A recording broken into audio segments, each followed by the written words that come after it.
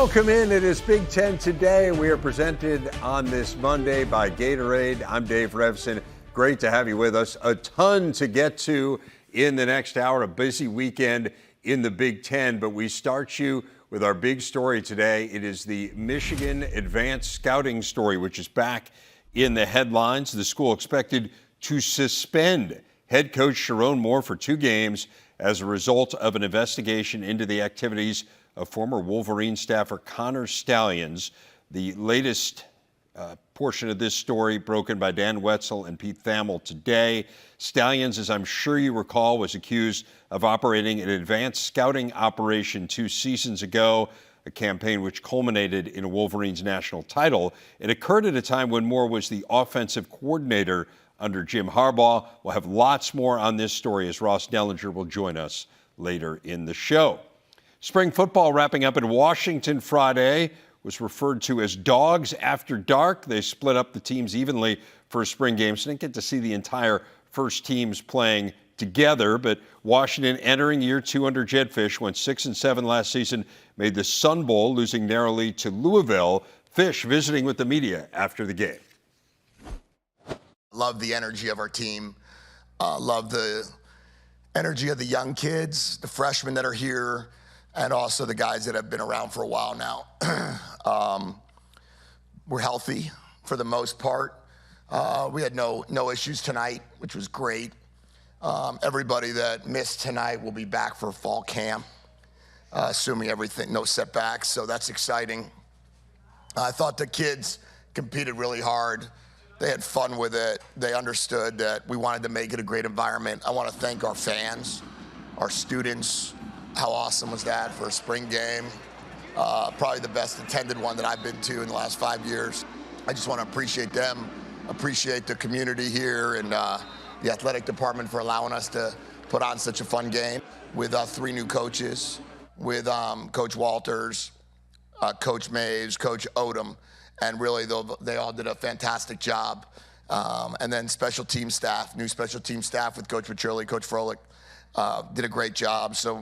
And then Coach Doherty and Coach Switz in their new roles continue to do a fantastic job. And then obviously everybody else, the OGs of the staff, I guess, with Jay Rich and Kafus and Powell and KC and Scotty, really just continue to and really do great things for our team. In terms of schematically or in terms of personnel, we got a good team. You know, we're big, we're strong, I think we're fast. And now we got to put it all together, and we got to see, you know, can we execute at the way I'd like to see us execute and the way we would as a coaching staff like to see us execute. We're not there yet, but that's what the next 14 weeks will be for. The Huskies kick off their season August 30th against Colorado State. They play Washington State September 20th, the marquee non-conference game, before opening conference play at home September 27th against defending national champ Ohio State. Illinois and Oregon among the other high-profile home games. They face Michigan and Wisconsin, among others, on the road. Andy Yamashita covers the Huskies for the Seattle Times, and he joins us now. Andy, it is entering year 2 here under Jedd Fisch. He obviously took over at an odd time, just given that they had played in the national championship game the year before, but lost so many players off of that team. In what ways have you seen Fisch put his stamp on this program? Absolutely. You know, the last year plus of Washington football has been a real roller coaster, from the national championship game to Kalen DeBoer leaving to Jedd Fisch arriving. It's been a lot of turnover. The roster is almost completely different than it was when they ran out on the field in Houston. But this is, you know, the first year that is really Jedd Fisch's team. You know, he talked about that at the spring game on Friday, that this is a group now that are players that he wanted to bring in and are completely his own players. Last season, it was basically 3 groups. There were transfer portal guys who he brought in. There were a lot of Arizona transfers who followed him from his last job, and there were the kind of UW holdovers from a season before that had played in the national championship game and had experienced that Kalen DeBoer tenure.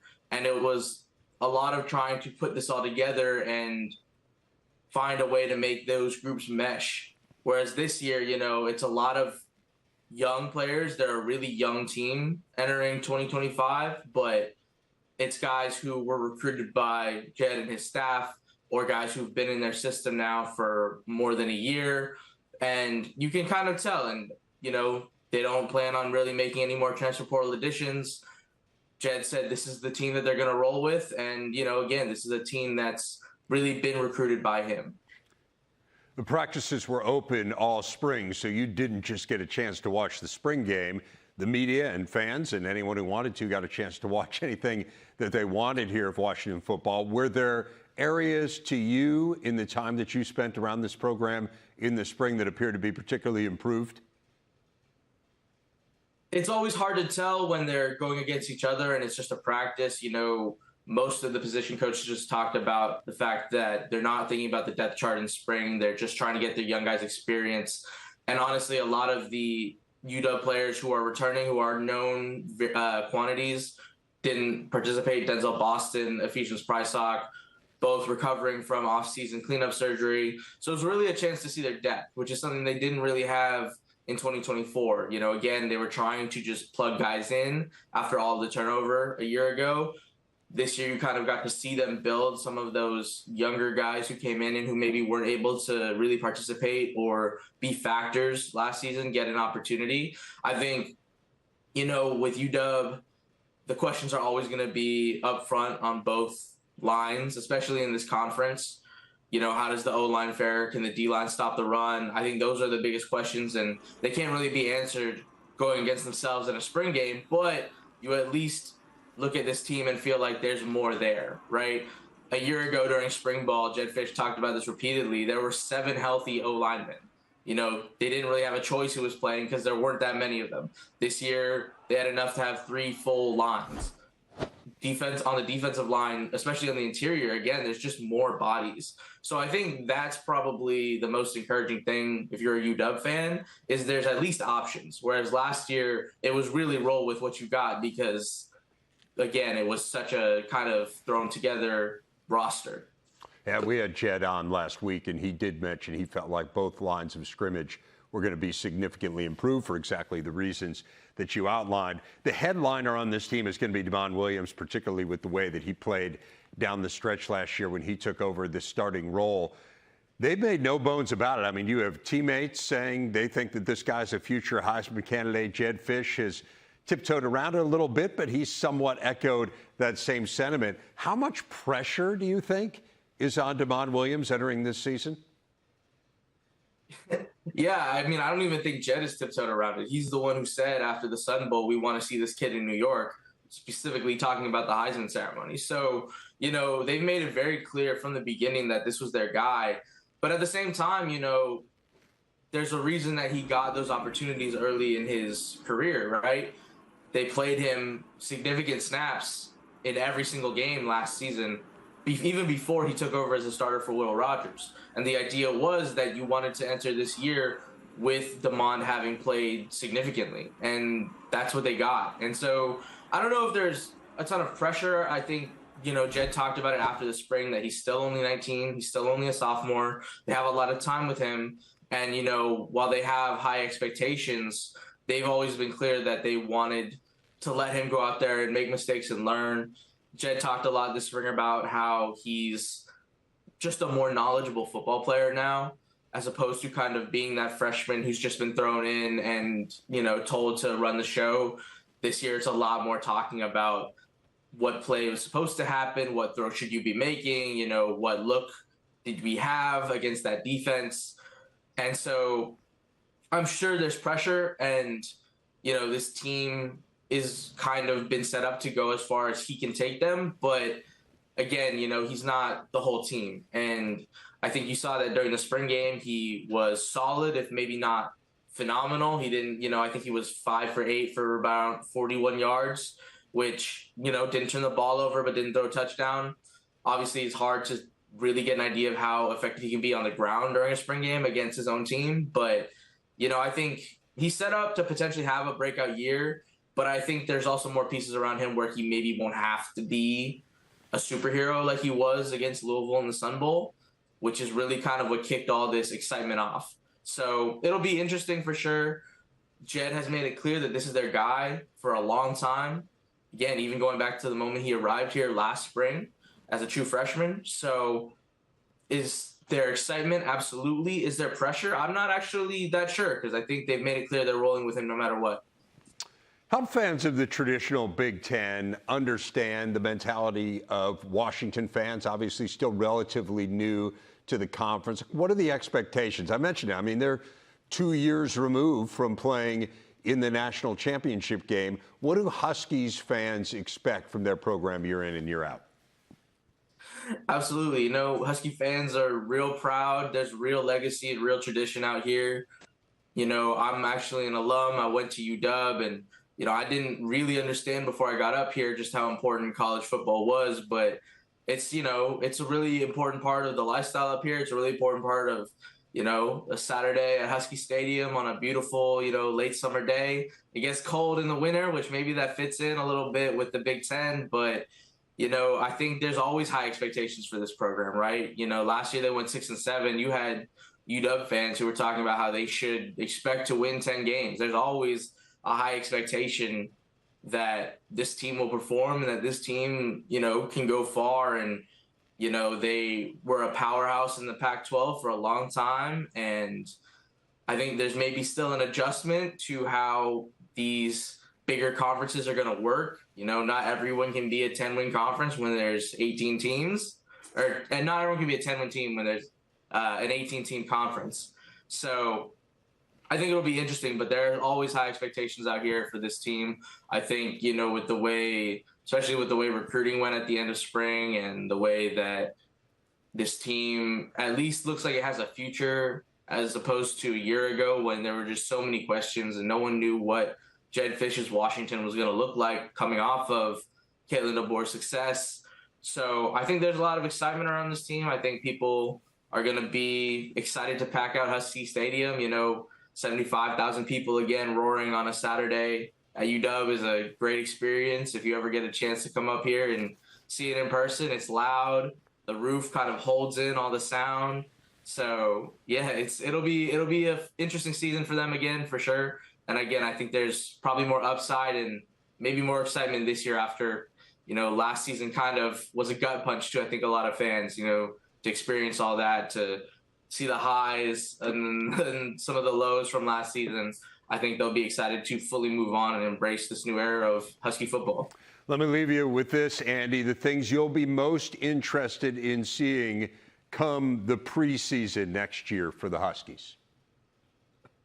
I think there's still questions about what the final offensive line looks like. I think, getting Denzel Boston back for a full, fall camp after he was very limited this spring will be interesting, especially to see how the rest of the wide receiver room falls out. I think getting a full, fall camp of watching Takario Davis and Ephesians Prysock, seeing if they can replicate what they did together at Arizona will be interesting. So there's definitely some things to watch. I mean, one thing I feel like will happen, whether, the lines pan out, whether Damon Williams is the star that people think he can be, is that you have a returning all Big Ten running back in Jonah Coleman. And Jonah Coleman did that behind an offensive line that, frankly, wasn't one of the best that has been seen at Washington of late, but he still had a fantastic year and really a breakout as his first year being the true number one back. So you at least have that coming back. Jonah was very protected during spring practices. He probably had the highlight of the spring game doing the backflip after kicking an extra point, but he really didn't have a ton of touches, or, they're trying to save his legs, save his body. So it'll be interesting to see him get a full workload, just like it always is. So I think those are a couple of things off the top of my head that will be cool to watch. But again, there's a lot of questions around this team, but maybe in a better way than there were a year ago. Andy Yamashita, really appreciate your time. Should be an interesting team to watch. Obviously, Ryan Walters coming over to be the new defensive coordinator. That'll be a big storyline as well. So plenty to focus on with the Huskies. Really appreciate your time. Thanks, Andy. Absolutely. Thanks for having me. For the first time ever, Ohio State's men's lacrosse team captured the Big Ten tourney Championship. They topped Maryland 14-10 Saturday night in Ann Arbor. The win came in the aftermath of the school's first ever conference regular season title. Goalie Caleb Fiach, the most outstanding player. He tied a career high with 19 saves. Our Gatorade game leaders focusing on the Bucks and the other two Big Ten teams that will head to the NCAA tourney. The bracket was announced yesterday. Maryland, despite that loss, earned the number 2 overall seed. In for the 22nd straight time, they get the winner of Robert Morris against Air Force. Penn State in for the 3rd straight time. The 5th-seeded Nittany Lions host Colgate Saturday. As for the Bucks, they are the 3 seed. They open at home against 2-time defending national champ Notre Dame. More on the Buckeyes now. Our big interview. We're joined by Alex Marinier, 2 goals in that Big Ten title game. And Alex, congratulations, first of all. What does it mean to be a part of this Ohio State team that broke through, the team that won the regular season and the conference championship, the conference tournament for the first time ever? Yeah, it's special. Yeah, you know, being a senior for 4 years here, there's no better way to kind of end off your senior year with a Big Ten regular season and tournament champions. So super special, great group of guys, and we're excited to get to the next part of our season here. What does it say that it came against Maryland? Coach Meyer said afterwards, hey, this is the gold standard program. This is the program we've been chasing for 10 years, and this is the program you knock off to be Big Ten champs. Yeah, I mean, continuing off what Coach Meyer said, I mean, they have been the gold standard, and they're kind of the team that you know, we want to chase. And you know, they've had a great run over the past few years. You know, the national championship in 2022. Coach Tillman, you know, very good coach, and you know, they're always going to be the guys that we want to beat. And you know, to get a win against those guys, first of my career, was very special. And I think there's no better team to kind of cap off a Big Ten season. So we're very excited. You guys set the tone early in the championship game. Again, and Matthews scoring a goal and having 3 teeth knocked out in the process. The fact that you guys kind of rallied around that, what should that tell us about Ohio State lacrosse? Yeah, I think, you know, that's kind of our program in a nutshell. I mean, you know, we may not be the most talented team, but we certainly work very hard, and I think Gannon's you know, he's a guy that we all look up to in terms of his work ethic. And, you know, that was a great way to set the tone for the game. I think that the team kind of rallied behind him there, and we were lucky enough to rattle off a few more goals after that and really set the tone for the game. But, yeah, definitely, I mean, I think he's getting his teeth fixed tomorrow, so I know he's pretty excited for that. But definitely just a great way to start the game and set the tone for sure. At what point did you realize what happened there? Yeah, he was on the ground, and he was kind of face down, and I went to go pick him up, and I said, yeah, you got to go to the bench and see Seth, our athletic trainer. And at that point, I kind of knew that he got hit pretty hard, but you know, knowing him, I knew he was going to get right back up and be in the play the next time around. So yeah, it was pretty special to see, but you know, I know he's definitely excited to get his teeth fixed. How did this happen, Alex? I mean, you mentioned you're a senior, you had a pretty good year your freshman year as a team, but then the last 2 years, Ohio State lacrosse has been 11 and 18 combined. So how do you go from that to this? Yeah, I mean, I think there's never a lack of belief in this team and in this program, but I think this year, just top to bottom, guys are bought in, and I think that's very tough to come by. But I think that's kind of been the difference this year is top to bottom. We've had guys, you know, working hard every day, coming in and getting extra work, and I think that's kind of been the tone setter for the year. And I think we've had a different mindset in terms of kind of how we approach games. You know, we've had this 0-0 mindset. You know, we lost our first game of the year, and that's kind of how we've been, the mindset that we've been playing with. You know, we're a team that lost our first game of the year, and that's kind of the approach we take to every work week, and every week we come to prepare with that same mindset. For you personally, you switched positions midway through your college career. You were more of a defensive player in those first couple years, and now you're an attacking player. What went into that move? Yeah, my first 2 years, I played long pole, played close T, a little bit of LSM as well. But just, I guess, my box background. When I went back home to Canada and played box across, had a good year there on offense, and me and Coach Myers realized that there may be potential there to make the switch for offense. And I started as a more of a ball-carrying midfielder, but quickly switched out of that and kind of shifted more into this off-ball attackman role. So I think, credit goes to the coach for realizing the potentials there, and credit goes to my teammates for allowing me to have success. And, all credit goes to those guys as well. You mentioned you are Canadian, grew up in Ontario. I know early on you were quite a hockey player. What made you decide to focus on lacrosse as your main sport? Yeah, minor hockey in Ontario is huge. I think, a lot of guys play both, they tend to play both hockey and lacrosse. And around that, 11, 12, 13-year-old age, you kind of got to make the decision whether you want to do one or the other. Fortunately, I was better at lacrosse. There's more opportunities in lacrosse. So I kind of chose to take that path early in my career. But having the ability to play hockey in the off season was huge. Keep me in shape. Gave me a great group of friends that I still hang out with today.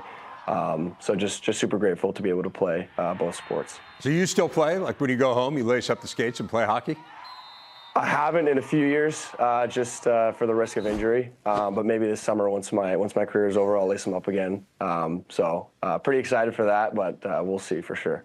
You mentioned the end of your career coming up here, and we'll talk about the NCAA tournament and what's ahead, but you majored in finance and real estate. So what's the goal once lacrosse has ended for you? Yeah, so I'm currently accepted to grad school for my MBA back home, so I'll be doing that for 2.5 years. And nice. After that, so excited for that. I'll be able to play lacrosse there as well, just in the Canadian League. So that's kind of the plan for the next 2.5 years, and hopefully break into the commercial real estate industry once that's over. Well, before that, you got this NCAA tournament, and you guys are the number 4 seed, as we talked about, which is really impressive. You open up with Notre Dame, and this is a team that you played a couple months ago. You beat them narrowly. You rallied late in the game to win. What did you learn in that game against the Irish that you can carry forward to this game on Sunday? Yeah. Well, first of all, it's great to have a home game. It's great to be able to play in front of Buckeye Nation, in front of our friends and family. This Notre Dame team, they're 2-time defending national champions. They know how to get it done in May. First time around, obviously great to get the win, but we know we can play cleaner. And we'll look back at that film and we'll learn a lot about ourselves. And there's no doubt that Coach Myers will have a great plan for us to attack it on Sunday. They were a Final Four team last year. Notre Dame was. You beat them. You beat Maryland the other day. They were a Final Four team last year. In fact, you've beaten all 4 of the teams that were in the Final Four a season ago. You beat every team in the Big Ten.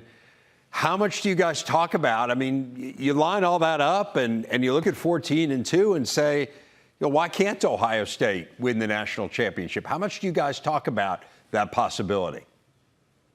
Yeah, I think one thing that this team does different is that we do a really good job of blocking out the noise. I talked about kind of that 0-0 mindset, and I think that's the same mindset we've had all year, and the same one we're going to go into this week. We're 14-2, but at the start of the day, or at the end of the day, going into the NCAA tournament, everybody's 0-0. And at this point of the year, I think it's really important because everybody can kind of beat everybody. So to have that mindset and to have that kind of next play mentality is huge for this team, and I think that's been a very big driver of our success this year. It does feel like you've turned the corner to a certain extent, regardless of what happens here in the NCAA tournament, that Ohio State lacrosse is now seen as a program that can win the regular season as you did. They can win the conference tournament as you did. What does that mean to you as a graduating senior to have this program, leaving it maybe in a slightly better place than where you found it?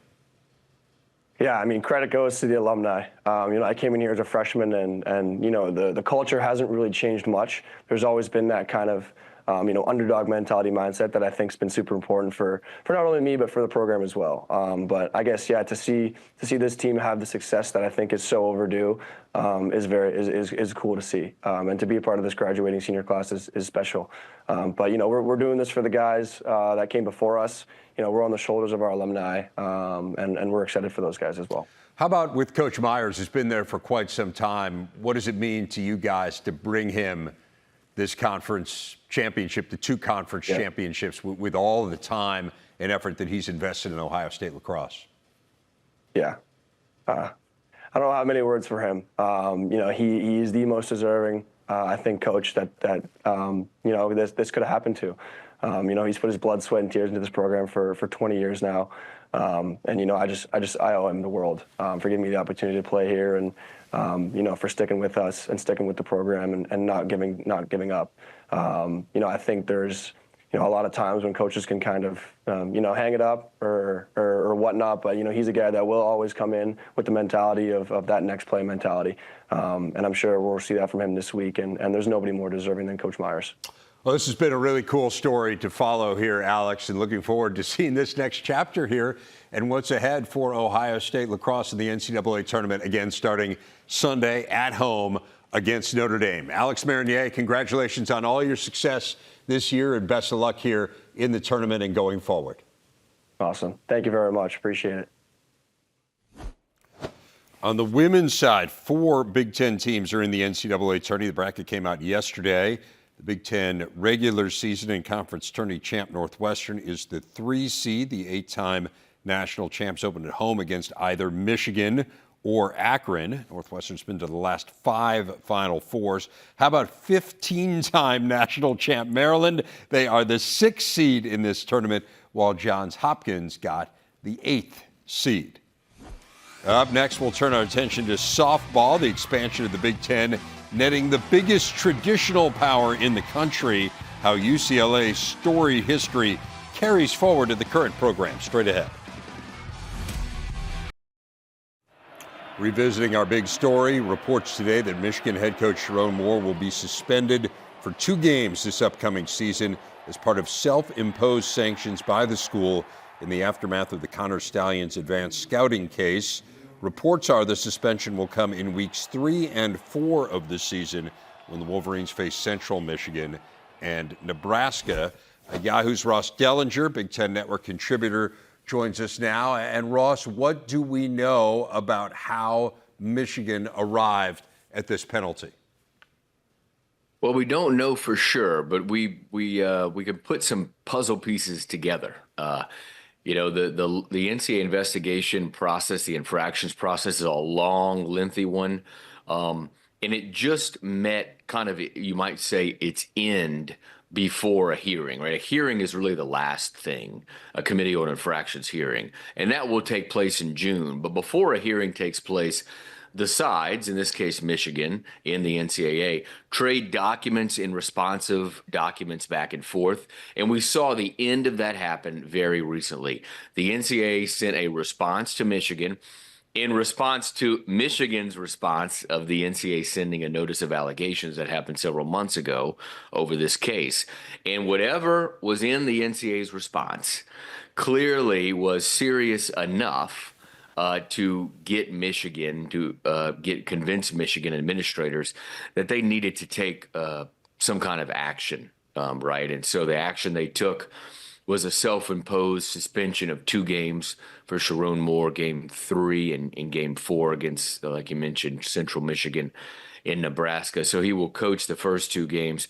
Is that going to be enough? Well, we'll see after the Committee on Infractions hearing. Again, that is scheduled for, I think, June 6th. Will be the hearing on the Committee of Infractions, where Michigan will argue its case that it has done enough and penalized its coach and other staff members enough that it does not warrant any more penalties. Something tells me the NCAA in the Committee on Infractions, which is an independent group of the NCAA, but something tells me that they will disagree, and Michigan will probably have more sanctions coming over the Connor Stallions situation.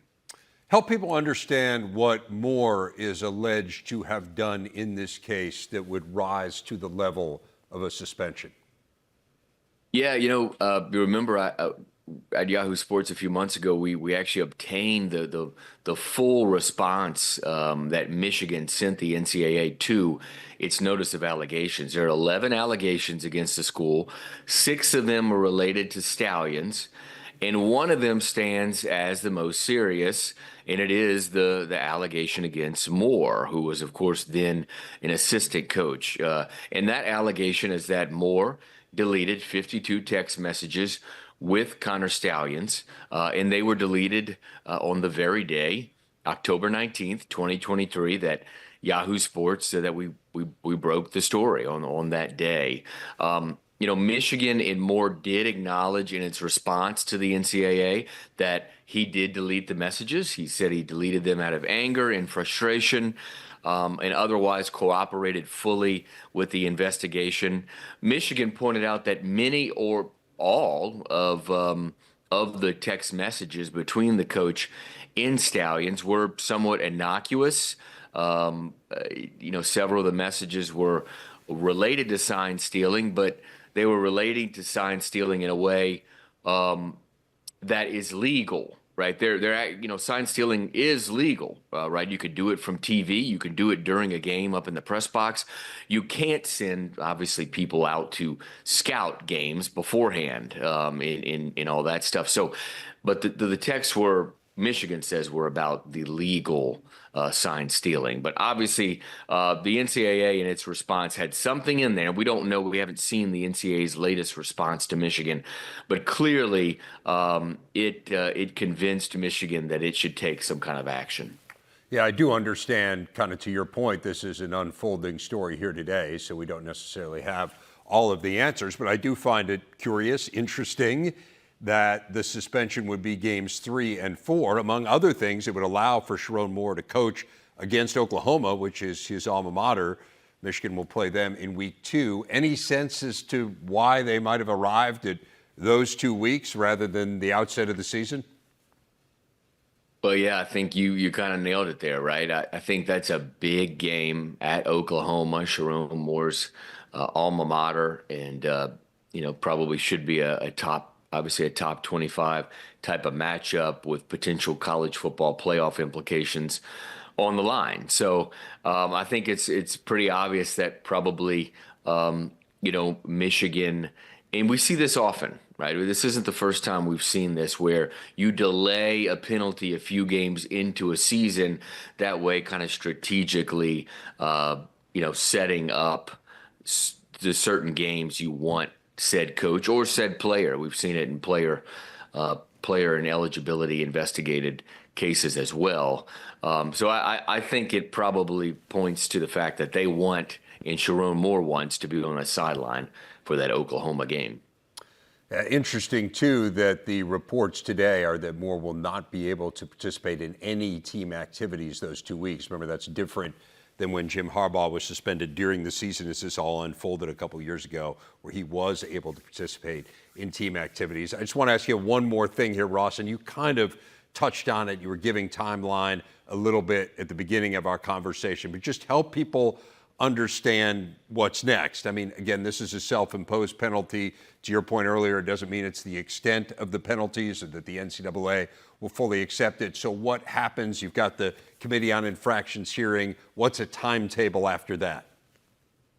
Yeah, the Committee on Infractions, it is a group of independent, outside NCAA a lot of folks, a lot of kind of attorney types, and they are kind of this independent body that rules on such cases. A hearing will play out. Sometimes it's a day, sometimes it's 2 days. I believe they slotted the 6th and 7th of June for this hearing. Usually it's not too long after that you get some kind of ruling. Certainly within a couple of months, usually a hearing comes down. So you'd like to think before the start of next season, the Committee on Infractions will weigh in on this issue after the hearing. So it's going to be interesting to see, what's brought to the hearing, what evidence that Michigan brings to the hearing to defend its staff and its players and the university in general from any other penalties. Because, as I mentioned earlier, I would imagine that the NCAA, given the notice of allegations and how serious they at least made it seem in the document, that there are more penalties probably coming, whether that's a school fine or even a postseason ban of some sort. I think everything is on the table. Ross Dellinger, Yahoo Sports. I know you've been following this story really closely. Appreciate you taking some time to shed some light on it with us here today. Thanks, Ross. The dramatic conclusion of our show next. Get you caught up on all the things going on around the conference this weekend, including some baseball. We will go around the Big Ten. Stick around. It is time to go around the Big Ten. There's a ton to get to. Let's start with USC baseball on a roll. 8th straight series win as the Trojans pounded out 4 homers, beat UCLA 11-5 yesterday to take 2 of 3 from the 14th-ranked Bruins. Those 8 straight series wins, by the way, the longest streak for the program since 1978.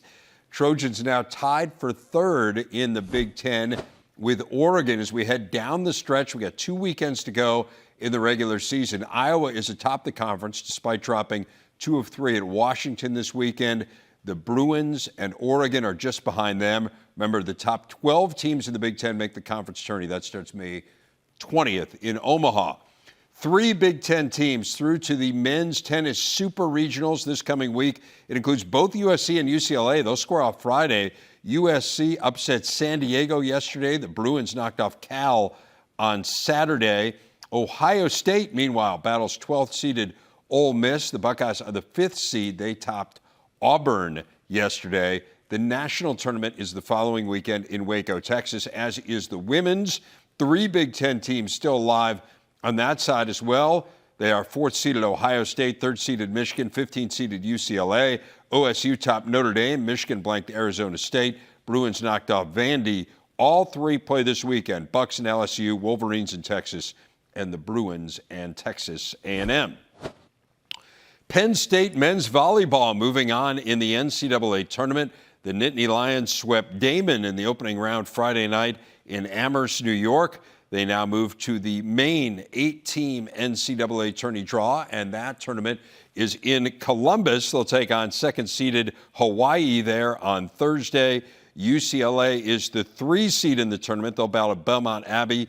If those 2 win, they would square off against each other on Saturday. Long Beach State, by the way, is the number 1 seed in that tournament. How about Caitlin Clark back at Iowa? Indiana Fever holding an exhibition game there over the weekend. They beat the Brazilian national team 108-44, and Caitlin Clark put on a show, 16 points in the game, hitting 6 of 10 from the field.